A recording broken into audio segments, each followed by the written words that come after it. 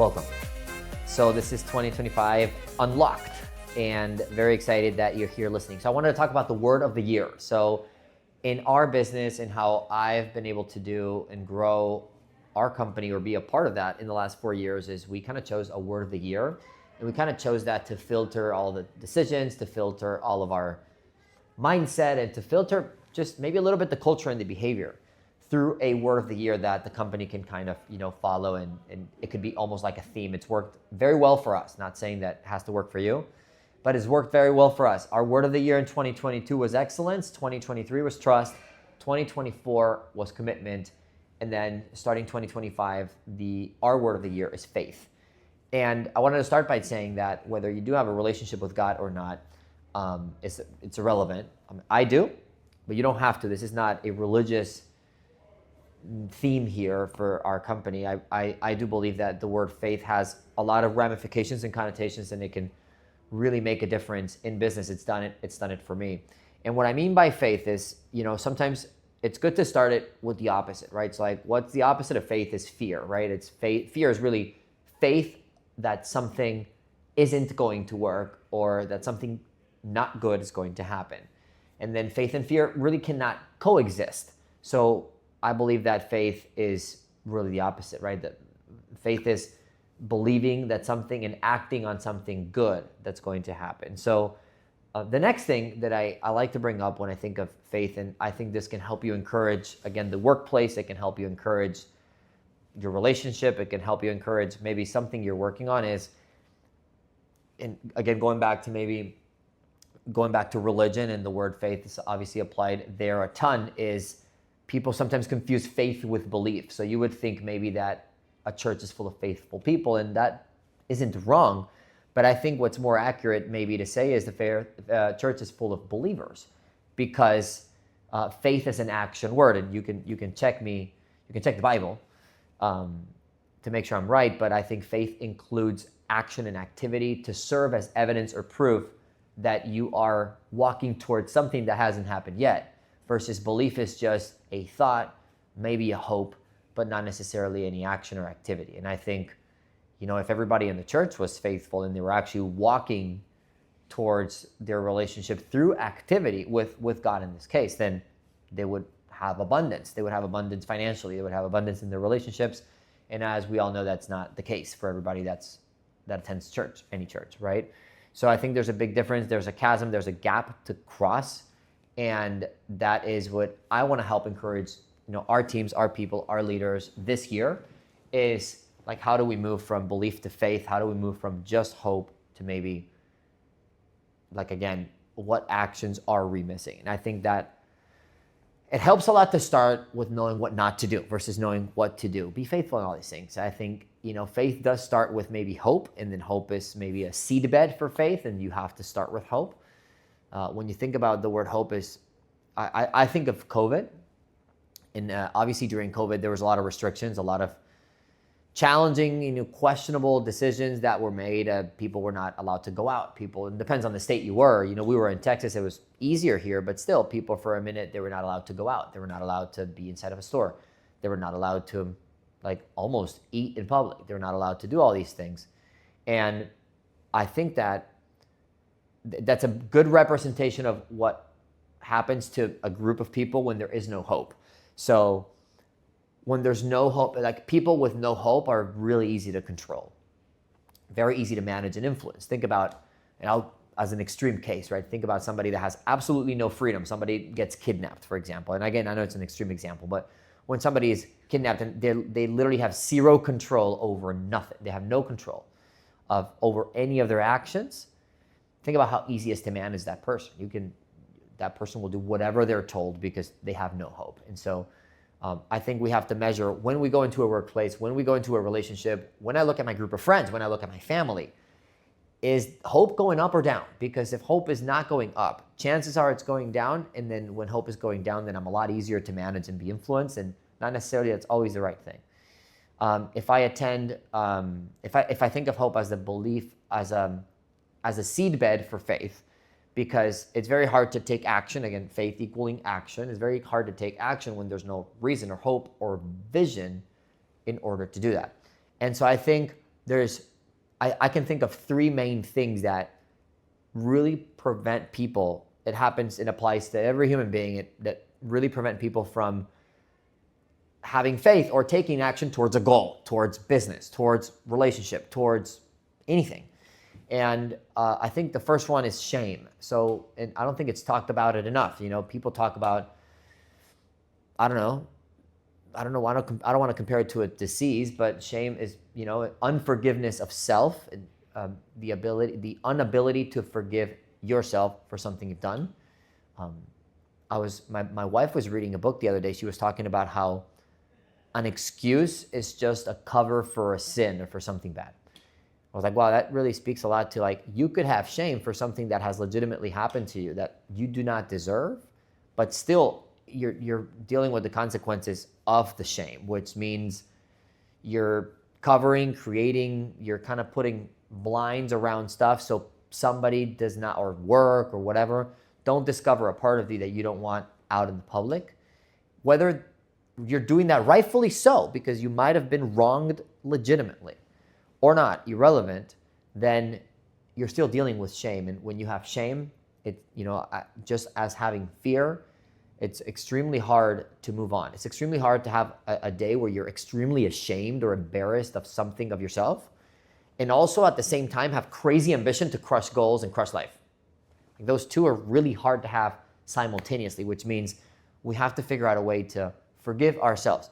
And you do that, you release that, you release the faith of that, I believe, through confession or through sharing that, which is where it's risky, hard, and you have to get vulnerable with somebody that can help you and listen to you and not judge you, but you're still gonna have to share, and you're still gonna have to get over that. And that's why it's so encouraging to find a person, a workplace, somebody that will not judge you. And it could be like maybe your valve, like you're not a pressure cooker, but like a release valve for something that you're ashamed. And it could be something from your childhood. It could be something from the way you were raised. It really could be something extremely personal and crazy.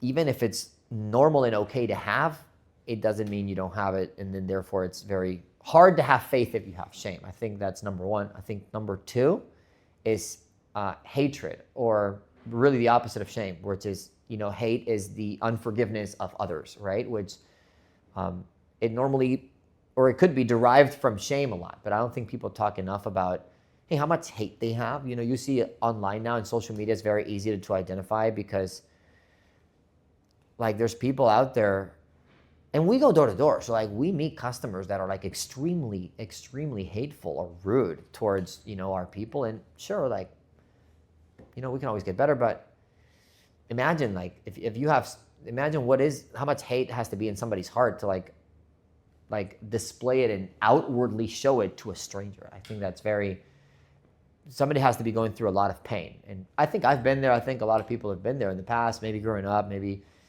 not a lot of maturity yet. But hating something or hating someone, it's extremely tough, because again, it's unforgiveness of others, and it just creates, hate starts inside, but it flows outwardly, right? And so it's just so difficult to manage, and it's also very hard to take back. You see comments on social media from strangers or people that maybe say something about you, and they might not even know you. They just display hate.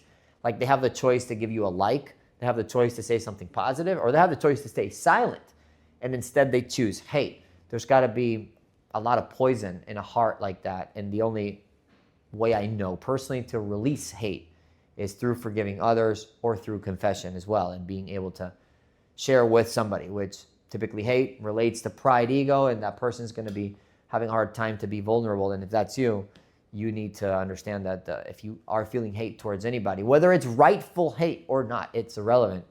It's very hard to live in faith and take action towards positive stuff if you have hate on any kind, even if it's unrelated to the matter. And I think I would say the third one is inferiority, or really the sense of feeling less than. And this happens a lot, in the United States. I see it a lot with, people from different backgrounds, or maybe Latin people, Mexican, black, white people. Everybody like compares. And sometimes there's a sense of inferiority. And I'll share a story that to me was mind-blowing, because as white as I look, I speak Spanish. I'm from Spain. And every time I see somebody that appears to be, and this might be not the right thing, but it definitely is what I was doing. I remember working in sales, so I'm pitching hundreds of customers a day, and there was a very nice customer one time, walking by. It was a Mexican lady. And I could hear her speak Spanish in the back, and she was like speaking to somebody, and I was like, oh, every time I speak Spanish, it's my main language, so I will speak back in Spanish because I feel like we connect there. I mean, this is sales, right? Like, just like trying to, create common ground. And I remember this lady got super mad at me because I approached her in Spanish, because first of all, I could tell she was Mexican, and second, I could hear her speak Spanish. And I speak Spanish too, so I went up to her directly in Spanish, hey, ¿cómo estás? Whatever, and speak Spanish. And she was extremely offended that I assumed she spoke Spanish because she looked Hispanic. And she's like, why don't you speak in English? I'm like, well, because I speak Spanish. To me, there was just nothing wrong with that. And for her, it was like, there was a sense of her feeling less than because she was considered or appears to be Hispanic or Mexican. And she felt that if I spoke to her in Spanish, I am, disqualifying a Spanish speaker over an English speaker. She literally said, like, why don't you speak to me in English? Like, and my real answer was, well, because I speak Spanish too. And I actually am more inclined to speak Spanish than I am to speak English.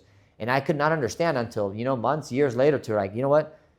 There's a sense of inferiority, maybe or may not be her fault, but she believes that if you're speaking in Spanish, there's less of a chance, or there's less of a something. There's a sense of being inferior to somebody that speaks in English. I didn't get the sale, if that's what you're wondering. I definitely didn't get the sale. But I think it's funny because, again, whether that person has a rightfully so a feeling of being inferior or not doesn't matter. You can be right, but that doesn't change the fact that that you cannot have, like, faith and fear cannot coexist, and the only way you release that is through confession again. And I think for us this year, we want to talk about, first of all, being vulnerable is a good thing. It's a brave thing to do. And I think a lot of times society, based on all the flex that there's on social media and there's only positive things posted, it's very hard to, like, if you're vulnerable, you have a lot of fear to be laughed at because there's no vulnerable posts on social media as much as there is private planes and stupid stuff. So I want our culture to be, not that we're all complaining all day, but I want a culture to where you can go up to somebody that might have, been through something similar or whatever, somebody that you can trust, and you can be vulnerable so that you can get rid of this fear that only holds you back. And you can start moving in faith, moving in action, taking the right amount of work, putting all the hours you need to into whatever positive goal that you have. Nobody wakes up and decides to be fearful and have a crappy career. It's just the fact that you do wake up and you do put all the hours that you do deserve the right outcome. And it's very hard to get there unless you get over this. So the three things, again, just to recap: getting over shame, unforgiveness of self, getting over hatred, unforgiveness of others, and getting over the sense of being inferior. All of that released through confession in order to accomplish faith, which is more of an action word to move towards your goals. Hopefully that helps, guys. Have a happy new year whenever you're listening to this, and see you at the next one.